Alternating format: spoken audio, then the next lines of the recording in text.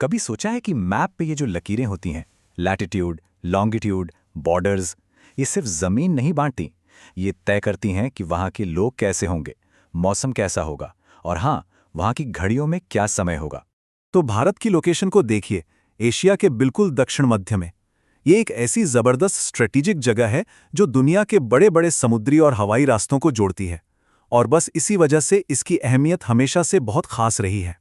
तो चलिए अब बात करते हैं इंडिया के साइज की, मतलब कितना बड़ा है अपना देश। कुछ नंबर्स देखते हैं जो शायद थोड़ा चौंका दें। तो दुनिया के सारे देशों में साइज के हिसाब से भारत 7वें नंबर पर आता है। मतलब दुनिया के सबसे बड़े देशों में से एक। और ये फैला है 32.8 लाख स्क्वायर किलोमीटर में। सोचिए, इतना बड़ा एरिया, और यही वजह है कि यहाँ इतनी जबरदस्त डाइवर्सिटी है।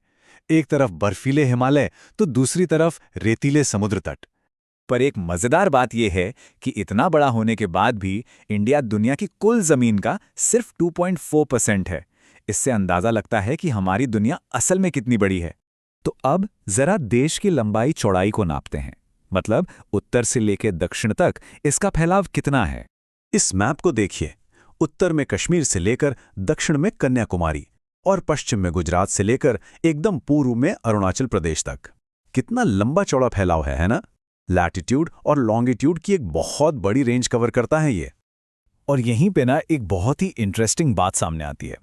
उत्तर से दक्षिण की दूरी, मतलब नॉर्थ से साउथ, है 3214 किलोमीटर, और पूर्व से पश्चिम यानी ईस्ट से वेस्ट है 2933 किलोमीटर्स। अब अजीब बात यह है कि दोनों ही दिशाओं में जो एंगुलर स्पैन है वो करीब करीब 30 डिग्री का ही है। तो ये एक ज्योग्राफिकल पजल बन गया है ना। तो सवाल यही है कि भाई ऐसा क्यों? अगर एंगल में दोनों फैलाव बराबर हैं तो किलोमीटर में ये फर्क क्यों आ गया? इसका जवाब ना हमारी पृथ्वी के शेप में ही छिपा है। अब इसे ऐसे समझिए, जो लैटिट्यूड की लाइनें हैं वो सीढ़ी की तरह हैं, एक दूसरे के पैरेलल। उनके बीच की दूरी हमेशा बराबर रहती है। लेकिन जो लॉन्गिट्यूड की लाइनें हैं वो संतरे की फांकों की तरह होती हैं, जो ऊपर और नीचे पोल्स पर जाकर मिल जाती हैं। तो जैसे जैसे हम इक्वेटर से पोल्स की तरफ जाते हैं, इन लाइनों के बीच की दूरी कम होती जाती है।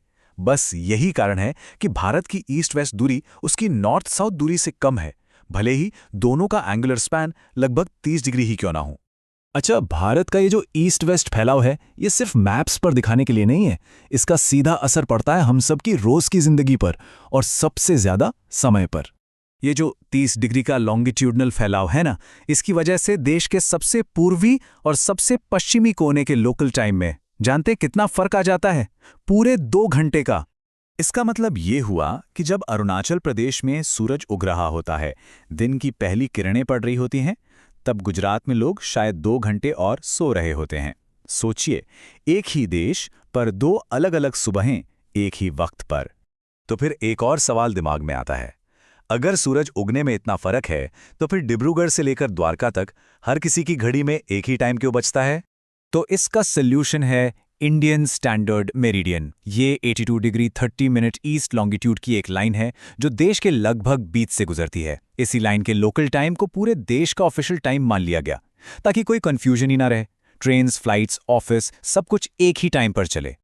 और यही है हमारा इंडियन स्टैंडर्ड टाइम यानी IST, जो ग्लोबल स्टैंडर्ड यानी ग्रीनविच मीन टाइम या GMT से 5.5 घंटे आगे चलता है। चलिए अब जरा ये देखते हैं कि इंडिया की ये जो लैटिट्यूडनल लोकेशन है वो यहाँ के मौसम और लैंडस्केप में इतनी ज़बरदस्त वैरायटी कैसे लाती है। ये जो लाइन मैप पर दिख रही है ना, ये है ट्रॉपिक ऑफ कैंसर यानी कर्क रेखा।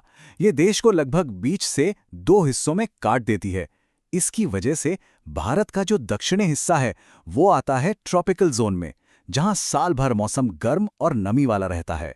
और जो उत्तरी हिस्सा है वो आता है सब ट्रॉपिकल जोन में, जहां गर्मी, सर्दी, मॉनसून सारे मौसम देखने को मिलते हैं। सोचिए, एक अकेली लाइन देश के क्लाइमेट को कैसे 2 हिस्सों में बांट देती है। और बस इसी अनोखी ज्योग्राफिकल पोजीशन और क्लाइमेट के बंटवारे की वजह से भारत में सब कुछ है। उत्तर में आसमान छूते हिमालय हैं तो पश्चिम में फैले हुए रेगिस्तान, दक्षिण पूर्व में हरी भरी पहाड़ियां हैं तो गंगा ब्रह्मपुत्र जैसी विशाल नदियां भी बहती हैं। मतलब हर तरह का लैंडस्केप यहीं मिल जाता है। तो अब जरा जूम आउट करते हैं और बड़े पिक्चर को देखते हैं। बात करते हैं इंडियन ओशन में भारत की जबरदस्त पोजीशन और उसकी ग्लोबल इंपॉर्टेंस की। इस वर्ल्ड मैप को देखिए, साफ दिखता है कि कैसे इंडियन पेनिनसुला हिंद महासागर में कितने गहराई तक अंदर गया हुआ है।